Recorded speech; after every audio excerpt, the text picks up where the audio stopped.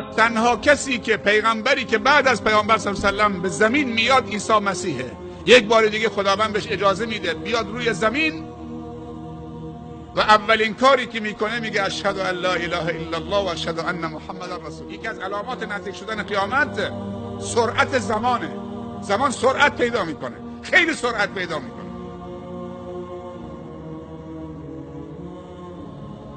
چطوری دجال با همه مردم صحبت میکنه؟